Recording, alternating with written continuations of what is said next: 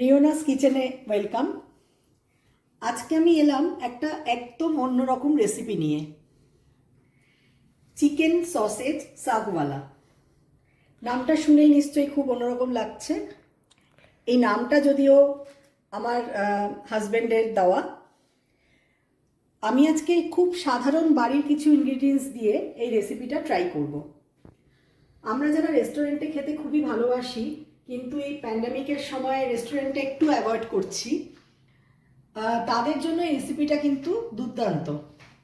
রোজকার ডাল ভাত তরকারি মাছ মাংস থেকে বেরিয়ে একটু অন্যরকম কিছু একটা ডিশ ট্রাই করা, যেটা নিজেদের জন্য প্লাস বাড়িতে গেস্ট আসলে একদম ফাটাফাট বানিয়ে নেওয়া যাবে, বেশি টাইম লাগবে না। আর দেখতেও ভীষণ কালারফুল, বাচ্চারাও খুব আনন্দ করে খেয়ে নেবে। তাহলে চলুন শুরু করি আজকের রেসিপি, চিকেন সসেজ সাগওয়ালা। তাহলে জেনে নিই আজকে রেসিপিটার জন্য কি কি উপকরণ লাগবে। প্রথমেই যেটা লাগছে সেটা হচ্ছে ফ্রেশ পালং শাক। আমি এখানে 500 গ্রাম মতো পালং শাক নিয়েছি। আপনারা আপনাদের পরিমাণ মাপ মতো নিয়ে নেবেন, 250 500, সেটা আপনাদের ফ্যামিলি মেম্বার বুঝে আপনারা নেবেন। আমি 3 জনের জন্য এখানে মোটামুটি 500 গ্রাম পালং শাক নিয়েছি।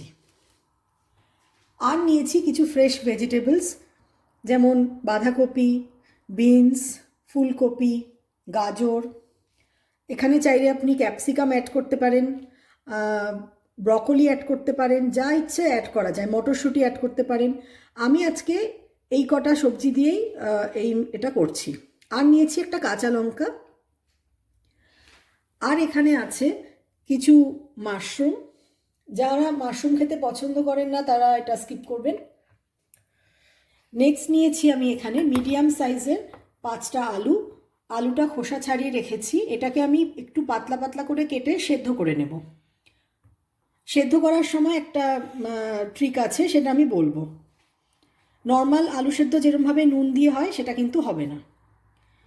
আর নিয়েছি কিছু ফ্রেশ ধনেপাতা কুচি, 2টো মিডিয়াম সাইজের পেঁয়াজ এখানে কুচি করে নিয়েছি।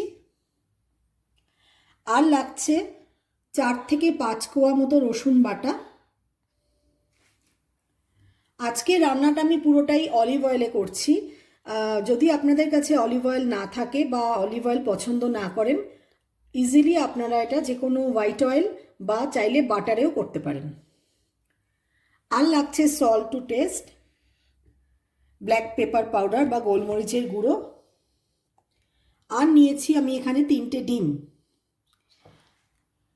আর যে মেন উপকরণটাই রান্নায় লাগছে সেটা হচ্ছে চিকেন সসেজ।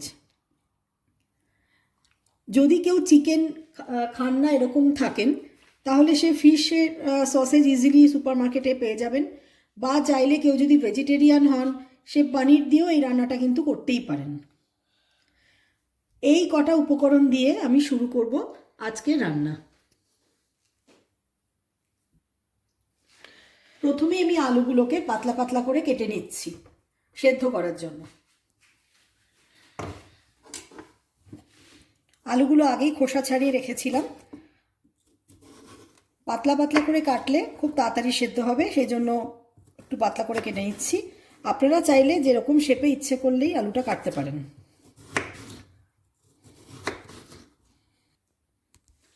আলুগুলো আমার পাতলা পাতলা করে কাটা হয়ে গেছে। কড়াইতে আমি নিয়ে নিয়েছি জল। এবার ওভেনটাকে অন করে আমি আলুগুলোকে এর মধ্যে দিয়ে দেব। নর্মাল আলু সেদ্ধর সময় আমরা জাস্ট জলের মধ্যে নুন দিয়ে আলুটাকে সেদ্ধ করি, কিন্তু এখানে আমি একটা অন্য জিনিস আপনাদের দেখাচ্ছি। সেটা হলো এই আলু সেদ্ধটার মধ্যে নুন তো প্রথমে আমি দেবই। আমি এখানে মোটামুটি হাফ টিস্পুন মতো নুন অ্যাড করলাম। আর যে দুটো জিনিস আমি এখানে অ্যাড করছি সেটা আলু সেদ্ধর স্বাদটাকে অনেক বেশি বাড়িয়ে দেবে। শুধুমাত্র এই প্রিপারেশনটার জন্যই নয়, নর্মাল ডালের সাথে কোনো দিন যদি একটু আলু সেদ্ধ খেতে ইচ্ছে করে, অন্যরকম আলু সেদ্ধ, আপনারা ইজিলি কিন্তু এটা করে দেখতেই পারেন।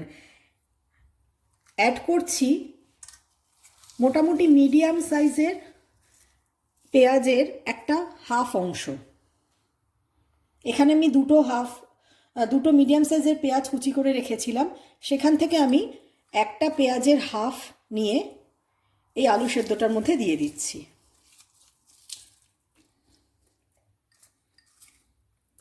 আর যেটা দিচ্ছি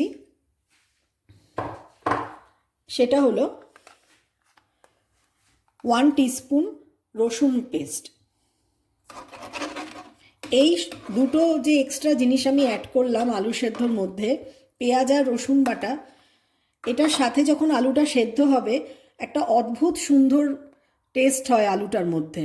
তারপর যখন আলুটা সেদ্ধ হয়ে যাবে, আপনারা এটা যা দিয়ে ইচ্ছে হোক না কেন, একটু বাটার দিয়ে, বাটার আর নুন আর একটু কাঁচা লঙ্কা, বা চাইলে বাটারটা অ্যাভয়েড করার জন্য কিচ্ছু দিতে লাগবে না, শুধু এর মধ্যে একটু নুন আর একটু যদি শুকনো লঙ্কা ক্রাশ করে দিয়ে দেন, অপূর্ব খেতে লাগে। সেটা ডালের সাথে, নর্মাল ডাল ভাতের সাথেও খুব ভালো লাগবে। আর আজকের রেসিপিটার জন্য তো এটা আমি করছি, এটা তো লাগবেই সাথে। তো তাহলে চলুন আলুটা সেদ্ধ হওয়া অবধি অপেক্ষা করি। আলুটা সেদ্ধ হতে হতে আমি এখানে আরেকটা কড়াইতে পালং শাকটা একটু বয়েল করে নেব। পালং শাক যেহেতু খুব তাড়াতাড়ি কুক হয়ে যায়, এমনিতেই খুব নরম, আমি তাও কাঁচা জিনিসটা করছি না, একটুখানি জাস্ট জলে যখন একটু বয়েল একটু মানে আসবে, তখনই আমি সাথে সাথে ওভেনটা বন্ধ করে দেব। তো আমি জলের মধ্যে দিয়ে দিচ্ছি পালং শাকগুলো। এখানে 3 জনের আন্দাজে আমি 500 গ্রাম পালং শাক নিয়েছি। পালং শাকটা জাস্ট একটুখানি নুন দিয়ে আমি বয়েল করে নেব। জলে একটুখানি যখন বাবল আসতে শুরু করবে, আমি তখনই কিন্তু ওভেনটা বন্ধ করে দেব। পুরো এটা সেদ্ধ করে ফেলার কোনো দরকার নেই। দিয়ে দিচ্ছি একটুখানি নুন,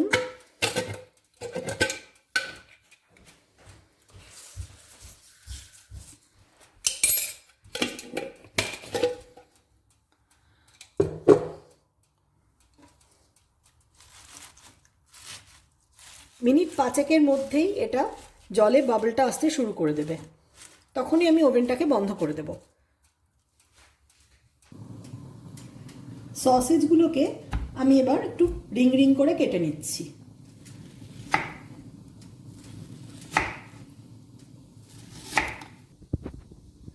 সসেজগুলো আমার রিং রিং করে কাটা হয়ে গেছে। পালং শাকটা যে জলটা দিয়ে সেদ্ধ করছিলাম, সেই জলটায় কিন্তু বাবল শুরু হয়ে গেছে। আমার এটাকে আর সেদ্ধ করার কোনো দরকার নেই। এই জলটা থেকে পালং শাকটা আমি ছেঁকে নেব, কিন্তু জলটা কিন্তু একদমই ফেলে দেব না।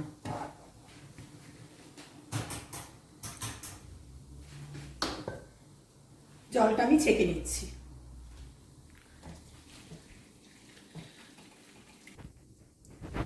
পালং শাকটা আমি পুরো জল থেকে ছেঁকে নিয়েছি। এবার কড়াইতে আমি আবার একটু জল বসিয়েছি, আর এই পালং শাক থেকে যে জলটা বেরোলো, যেই জলটা দিয়ে আমি পালং শাক সেদ্ধ করলাম, সেটা না ফেলে দিয়ে আমি এই ফ্রেশ জলটার সাথে এই জলটা অ্যাড করে দেব।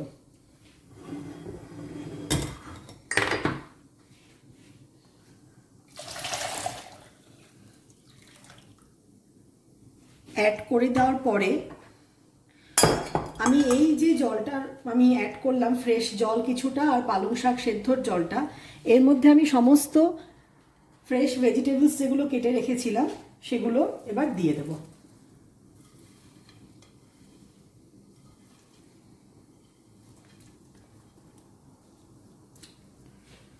মাশরুমগুলো দিয়ে দেব।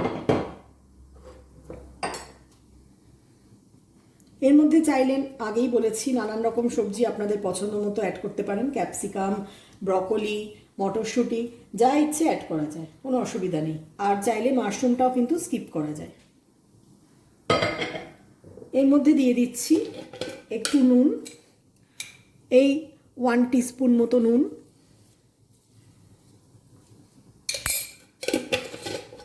আর দেব হাফ টিস্পুন মতো ব্ল্যাক পেপার পাউডার বা গোলমরিচের গুঁড়ো।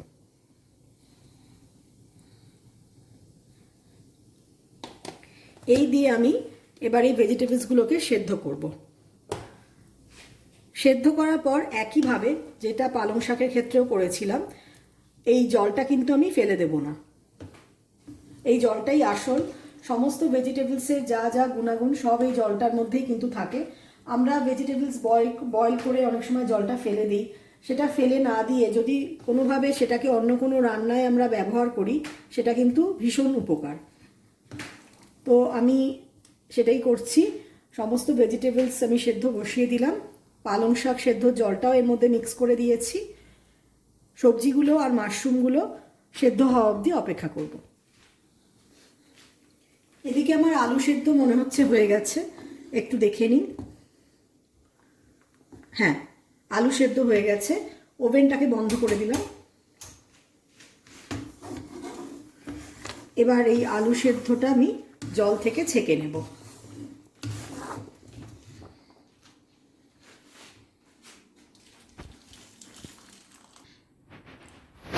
আলু সেদ্ধটা একদম রেডি হয়ে গেছে।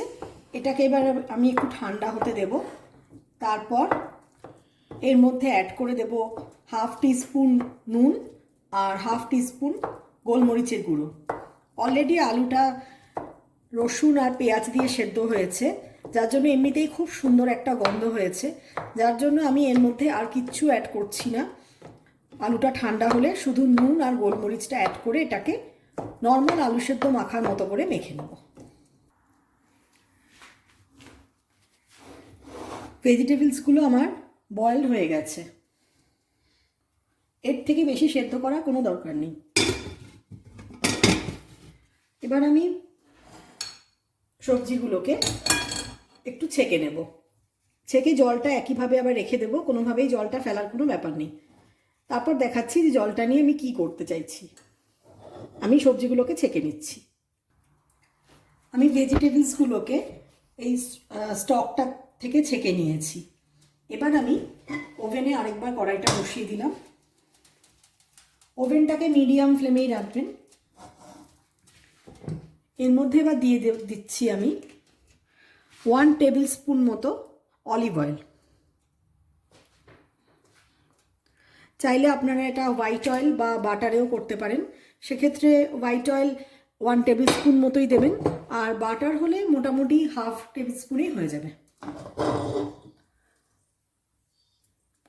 অলিভ অয়েল বেশি গরম করতে লাগে না, করাটা উচিত না। ইনফ্যাক্ট মোটামুটি একটু উষ্ণ হলেই আমি, উষ্ণ হয়েও গেছে, উষ্ণ হলে আমি এর মধ্যে দিয়ে দেব বাকি যে রসুন পেস্টটা আমার ছিল, সেই রসুন পেস্টটা এর মধ্যে আমি দিয়ে দিচ্ছি।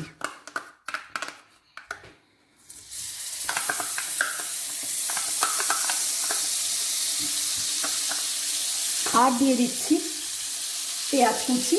দুটো মিডিয়াম সাইজের পেঁয়াজ আমি কুচিয়ে নিয়েছিলাম, তার মধ্যে হাফ দিয়েছিলাম যখন আমি আলুটা সেদ্ধ করেছিলাম, আর এখানে 1.5 খানা পেঁয়াজ কুচি করা রয়েছে, এটা আমি দিয়ে দিচ্ছি।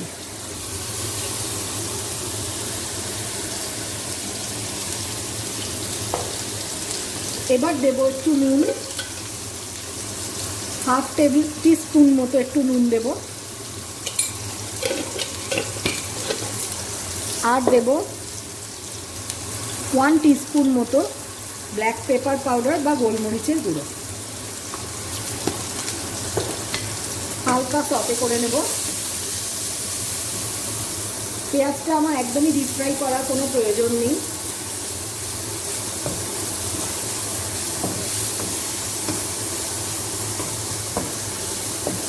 আপনারা নিশ্চয়ই ভাবছেন যে এই স্টেপটাতে আমি কি বানাচ্ছি। অ্যাকচুয়ালি আমি বানাচ্ছি স্যুপ। এই পালং শাক সমস্ত ভেজিটেবলস বয়েল করার পরে যে স্টকটা বেরোলো, সেই স্টকটা ফেলে না দিয়ে সামান্য কিছু জিনিস, যেমন একটু রসুন বাটা, একটু পেঁয়াজ কুচি, একটু ব্ল্যাক পেপার পাউডার আর নুন দিয়ে যদি স্টকটা ঢেলে দেওয়া যায়, একটা অপূর্ব ভেজিটেবল স্যুপ তৈরি হয়ে যায়, যেটা ভীষণ হেলদি আর ভীষণ টেস্টিও। হালকা ফ্রাই করা আমার পেঁয়াজটা হয়ে গেছে, এর বেশি আমি চাইছি না ফ্রাই করতে। এবার আমি এর মধ্যে পুরো ভেজিটেবল স্টকটা ঢেলে দেবো। স্টকটা এবার আমি ঢেলে দিচ্ছি।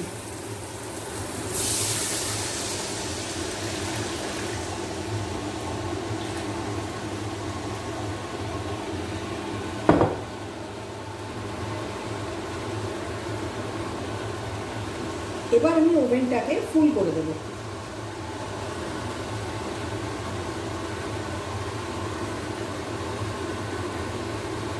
ওপর থেকে ছড়িয়ে দিচ্ছি একটু ধনেপাতা।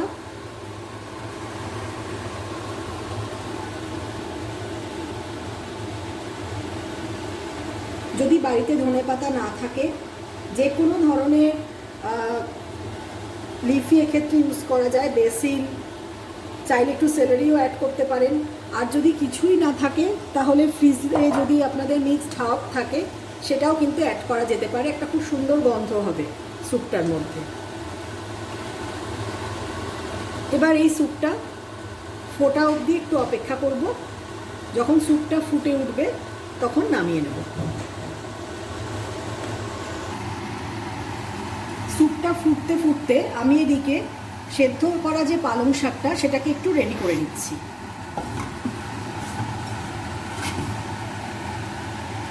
ওভেনটাতে কড়াই বসিয়ে দিলাম। নিয়ে নেব একদম সামান্য হাফ টিস্পুন মতো একটু অলিভ অয়েল।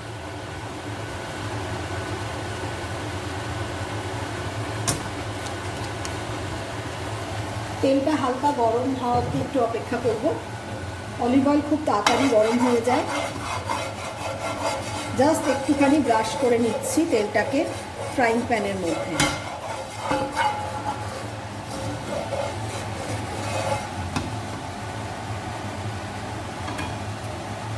অলরেডি গরম হয়ে গেছে। এবার আমি এর মধ্যে সেদ্ধ পালং শাকটা ঢেলে দিচ্ছি। জাস্ট কিছুই না, কাঁচা গন্ধটাকে একটু অ্যাভয়েড করার জন্য। না হলে এটা এমনিও খাওয়া যেতে পারে, ফ্রাই না করেও চাইলে খাওয়া যেতে পারে।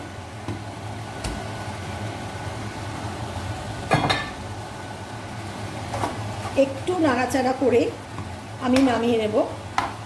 তাহলে পালং শাক সেদ্ধর পর একটা যে কাঁচা গন্ধ থাকতে পারে, অনেকে সেটা নাও পছন্দ করতে পারেন, সেটা থাকবে না। কিন্তু এটা কিন্তু অপশনাল, এই স্টেপটা। চাইলে আপনারা ডাইরেক্ট পালং শাক সেদ্ধটাও ইউজ করতে পারেন। আমার এদিকে ভেজিটেবল স্যুপটা ফুটে উঠেছে। আমি এবার ওভেনটা বন্ধ করে স্যুপটাকে ঢেলে নেব। এবার আমি সসেজগুলোকে একটু শ্যালো ফ্রাই করে নেব। ওভেনটা অন করলাম, দিয়ে দেব মোটামুটি 1 টেবিল স্পুন মতো অলিভ অয়েল।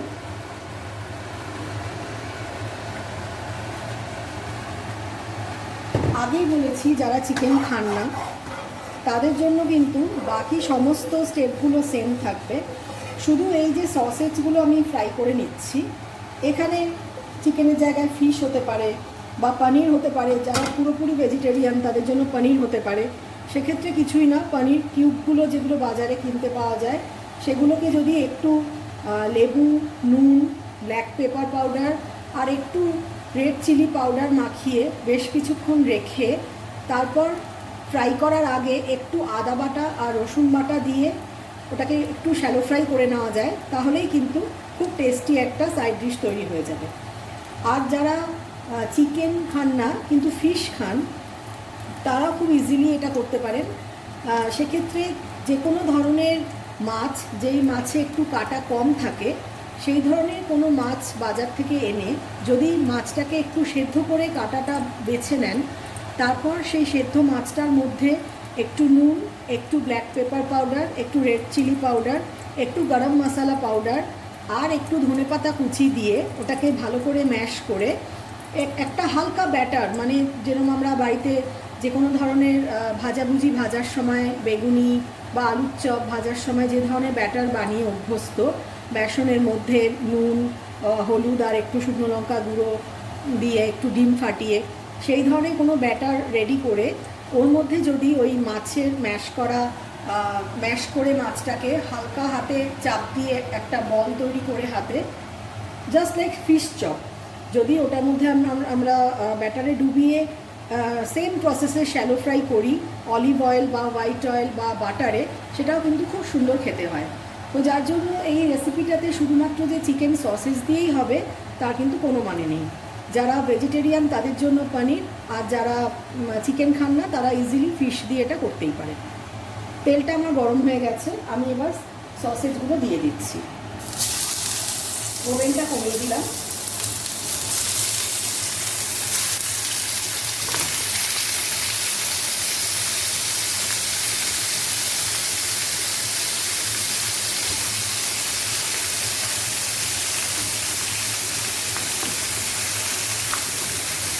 একটু কম আঁচে এটাকে কুক করব।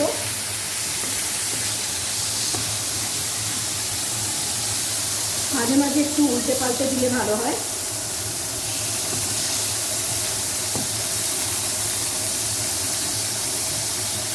কখনই সসেজ কিন্তু ডিপ ফ্রাই করবেন না, তাহলে খেতে ভীষণ বাজে লাগবে।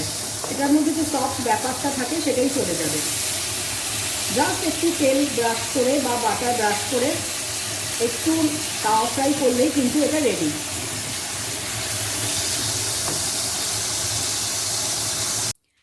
আমার সসেজগুলো ফ্রাই করা হয়ে গেছে। এবার আমি একটা ফ্রাইং প্যানের মধ্যে আগে যে 3টে ডিম নিয়েছিলাম সেই ডিমগুলো দিয়ে পোচ বানিয়ে নেব। আগে ওভেনটা চালিয়ে নিচ্ছি। এগ পোচ বিভিন্নভাবেই করা যায়, চাইলে হোয়াইট অয়েল বা বাটারেও করা যেতে পারে। আমি আজকে পুরো রান্নাটাই অলিভ অয়েলে করছি। মোটামুটি হাফ টিস্পুন মতো অলিভ অয়েল নিলাম, হালকা গরম হতে দেব।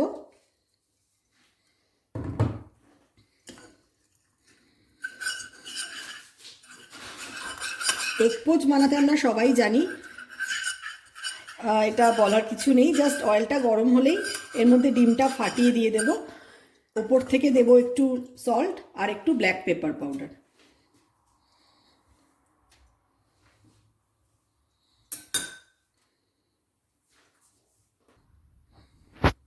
তেলটা গরম হয়ে গেছে, আমি ডিমটা এর মধ্যে ফাটিয়ে দিয়ে দিচ্ছি।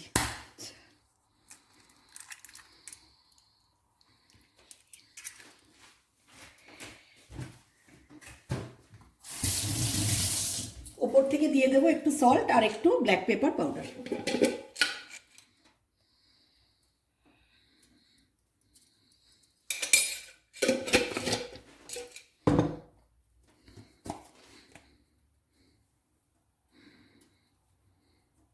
জাস্ট হালকা ফ্রাই হলেই নামিয়ে নেব। চলুন তাহলে এবার একটু সাজানো যাক। প্রথমে আমি নিয়েছি একটু বাসমতি রাইস। এটা কিন্তু যে কোনো রাইসই নেওয়া যেতে পারে, গোবিন্দভোগ বা রোজকার যেরকম চালের ভাত আপনারা খেয়ে থাকেন, যে কোনো রাইস। একটু সাদা ভাত আমি নিয়েছি। এখানে রয়েছে আমার সমস্ত জিনিসগুলো বানানো। এবার একে একে আমি প্লেটটা রেডি করব। প্রথমেই নিয়ে নিলাম আলু সেদ্ধ মাখাটা।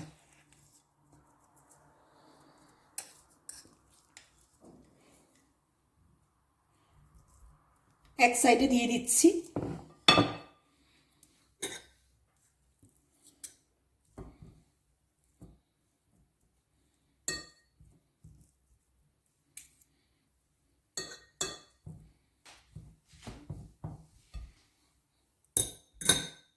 এরপর নিয়ে নেব একটু পালং শাক, যেটা সেদ্ধ করে অলিভ অয়েলে হালকা সতে করা ছিল।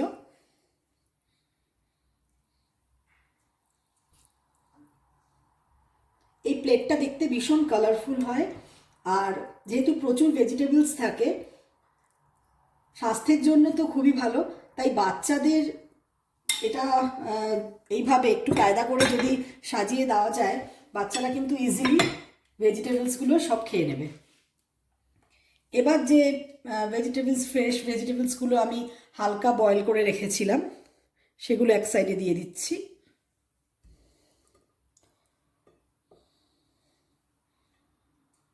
যার যেরকম পছন্দ সেরকম অনুযায়ী ভেজিটেবলস চুজ করবেন।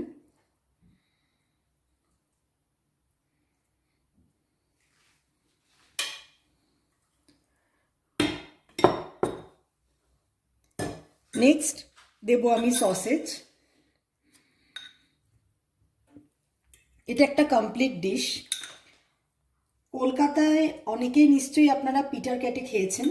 পিটার ক্যাটের চেলো কাবাব তো বিখ্যাত। তো আমি এক্স্যাক্টলি ঠিক ওটাই করা সম্ভব নয় বাড়িতে।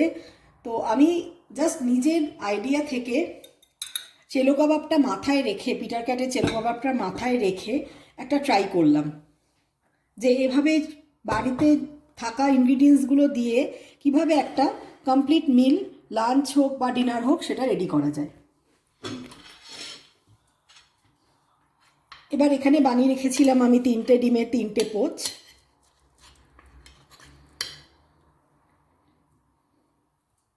চাইলে আপনারা এই সাদা ভাতের মধ্যে একটা ছোট কিউব বাটারও নিয়ে নিতে পারেন। আমি বাটারটা দিচ্ছি না। এবার আমি নিয়ে নেব স্যুপ। কেউ চাইলেই স্যুপটার মধ্যে ওপর থেকে একটু লেবুর রসও দিয়ে দিতে পারেন, সেটা কিন্তু টেস্টটাকে বাড়িয়েই দেবে, কোনো অসুবিধা নেই। এই স্যুপটা ভীষণ হেলদি। চাইলে সাদা ভাত যদি কেউ লাঞ্চে প্রেফার না করেন, দুটো ব্রেড একটু টোস্ট করে নেবেন, আর বাকি জিনিসগুলো যদি সেম রাখেন, তাহলেও কিন্তু একটা কমপ্লিট মিল তৈরি হয়ে যাবে। তাহলে তৈরি হয়ে গেল আমার আজকের রেসিপি, সসেজ সাগওয়ালা। অবশ্যই বাড়িতে ট্রাই করবেন আর খেয়ে আমাকে জানাবেন কেমন লাগলো। আপনারা কিভাবে বানালেন, এটা চিকেন সসেজ দিয়েই বানালেন কিনা, নাকি ফিশ দিয়ে বানালেন, নাকি পনির ট্রাই করলেন, অবশ্যই কিন্তু আমাকে কমেন্ট করে জানাবেন। আর আমার চ্যানেলটাকে লাইক আর সাবস্ক্রাইব করতে ভুলবেন না। ভালো থাকবেন, সুস্থ থাকবেন। আজকে তাহলে রিওনাস কিচেন এই পর্যন্তই।